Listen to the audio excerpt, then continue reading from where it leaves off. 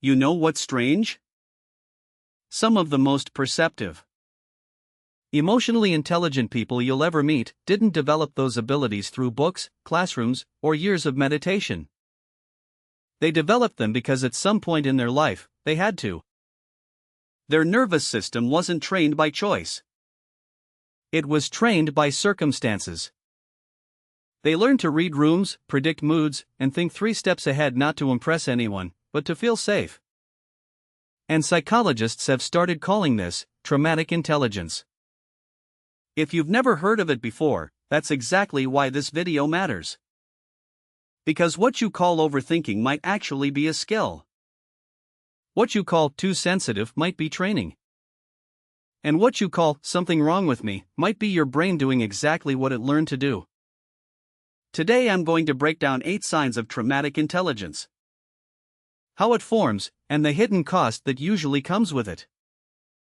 And if you recognize yourself in this, I want you to stay until the end, because I'm also going to explain how to keep the gift without living in survival mode forever. First, a quick clarification. This video is not here to glorify trauma. Trauma hurts people. It can damage relationships, health, and identity. But trauma doesn't only wound people. In many cases, it also sharpens them. Especially when someone grows up in unpredictable environments where love and safety aren't consistent. Where emotions in the room can shift instantly. Where one wrong sentence can trigger conflict, silence, or chaos. When that happens, the brain adapts. And one of the ways it adapts is by becoming hyperattuned to facial expressions, tone changes, micro-reactions, silence, energy shifts, patterns. Not because you're magical. Because your nervous system was doing surveillance. So when I say traumatic intelligence, I mean a form of emotional and social pattern recognition developed through survival. It can look like emotional intelligence from the outside. But inside, it's often powered by vigilance. And yes, sometimes that vigilance becomes anxiety. Here's the twist. Traumatic intelligence can make you look strong, mature, wise, even calm. But it can also quietly drain your life. Because the same brain that learned to detect danger can struggle to detect peace. If that hits close to home, keep watching. Because the first sign might explain why you can walk into a room and feel tension before anyone speaks. Sign number 1, you read a room before anyone says a word. You walk into a space and something shifts inside you. Not fear. More like alertness. You notice posture. You notice eye contact. You notice who is too quiet, who is too loud, who is forcing a smile. Someone laughs but it doesn't match their eyes. Someone says I'm fine but their tone carries pressure. And your body registers it instantly. People call this intuition. But it's not mystical. It's pattern recognition. If you grew up needing to scan the room for emotional safety, your brain learned to pick up subtle signals that other people ignore. You can't not notice them. And sometimes you don't even realize you're doing it. You just call it a vibe. But it's not a vibe. It's a nervous system trained to detect shifts early because early detection used to protect you. The cost? You don't relax easily. You're always partially on. And peace can feel unfamiliar. Sign number 2, you sense what people need before they do. You notice when someone is struggling even when they insist they're fine. You hear the pause in their voice. You catch the forced enthusiasm. You feel their exhaustion before they admit it. You might even anticipate needs. You offer help before they ask. You soften your tone before they get defensive. You change topics before the mood turns. Psychologists sometimes describe this as hyperempathy. It often develops in people who had to track caregivers closely because the emotional state of the adults in the house determined the emotional safety of the child. So you learn to read people like weather. You learn to feel them. To adjust. To prevent storms. The cost? You become the emotional caretaker. You absorb energy that isn't yours. And you can forget where you end and other people begin. Sign number 3, you become an exceptional problem solver under pressure. When things go wrong, you don't freeze. You move. In a crisis, you become calm. Clear. Efficient. You can handle chaos like it's normal. Because in your nervous system, it is normal. You can find solutions quickly. Because your brain learned that stuck is dangerous. So you learn to adapt. To calculate outcomes. To improvise. People admire it. They say, "You're so strong. You always know what to do." But what they don't see is the aftermath. The cost? After the crisis ends, you crash. Your body finally feels what your mind postponed.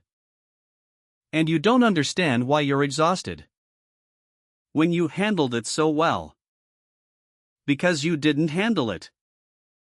You survived it. Sign number 4, you overthink, but it's actually threat rehearsal.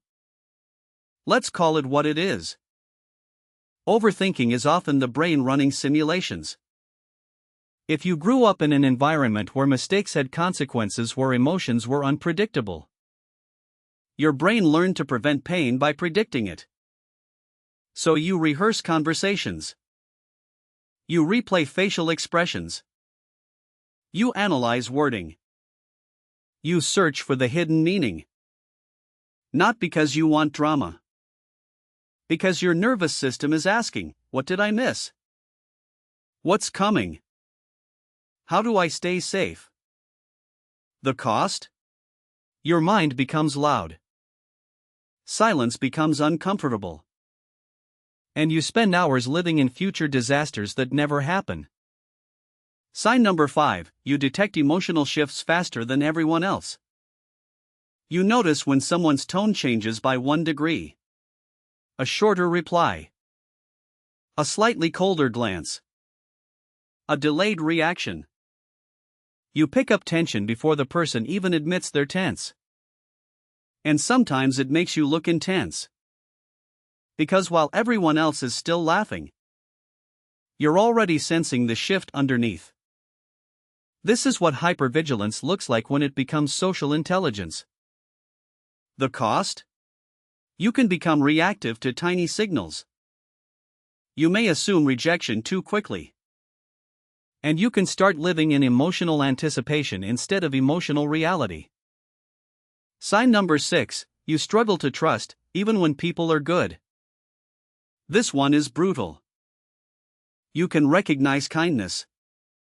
But you can't relax into it. Someone compliments you and you wonder what they want.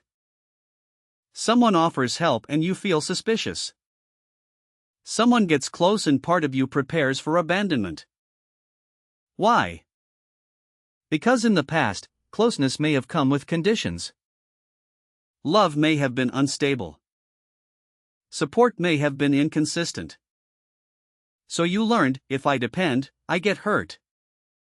And you became self-reliant. The cost? You can build a life where you're always holding everything alone. And calling it independence. But deep down, it's often protection. Sign number 7, your emotions are intense and you don't know why. You don't just feel sad. You feel consumed. You don't just feel stressed. You feel flooded. Small things can trigger huge reactions. And then you judge yourself, why am I like this? Why can't I be normal? Why do I react so strongly? But intense emotion is often the nervous system releasing what it stored. If you had to suppress feelings for years, if you had to stay good, quiet, easy, low maintenance, your emotions don't disappear. They wait. and they erupt when the system finally has space. The cost? You can fear your own feelings. You can numb yourself. Or you can swing between intensity and shutdown. Sign number 8, you feel responsible for other people's emotions. This is the people-pleasing trap. You manage your tone. You filter your words. You avoid conflict. You apologize too quickly. Not because you're weak, but because somewhere in your history, conflict didn't feel like a conversation. It felt like danger. So you learn to keep the peace at any cost. You become skilled at making others comfortable. The cost? You betray yourself quietly. You say yes when you mean no. You shrink your needs so nobody gets upset. And you call it being kind, but inside, it feels like disappearing. Now listen closely. If you recognized yourself in several of those signs, it doesn't mean you're broken. It means you adapted. Your brain built skills out of survival. And those skills can be powerful. You can read people deeply. You can solve problems fast. You can see patterns others miss. You can navigate social dynamics like a strategist. That's the gift.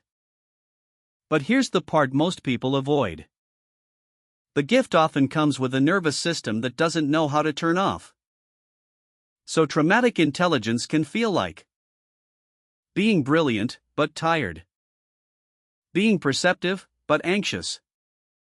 Being emotionally aware, but emotionally overloaded. And if nobody teaches you the next step, you can spend your whole life surviving in places that are safe. So what's the next step? It's not stop being sensitive. That's a stupid goal. The goal is to separate skill from hypervigilance. To keep your perception, without living in constant alert mode. That starts with 3 moves, name the pattern. When your mind starts scanning, say, this is my nervous system looking for safety. Not, I'm crazy. Return to the present. Ask, what do I know for sure right now? Not, what could go wrong? Build boundaries. Because the more you protect your energy, the less you need to scan. This is how healing starts. Not by erasing what you became, but by upgrading the system that created it. If this video described you, I want you to do one thing. Comment, which sign hit you the hardest, just the number. And if you want part 2, I'm going to go deeper into the most misunderstood piece of traumatic intelligence. Why you can stay calm in chaos, but fall apart afterward. Because that's not weakness. That's delayed nervous system processing.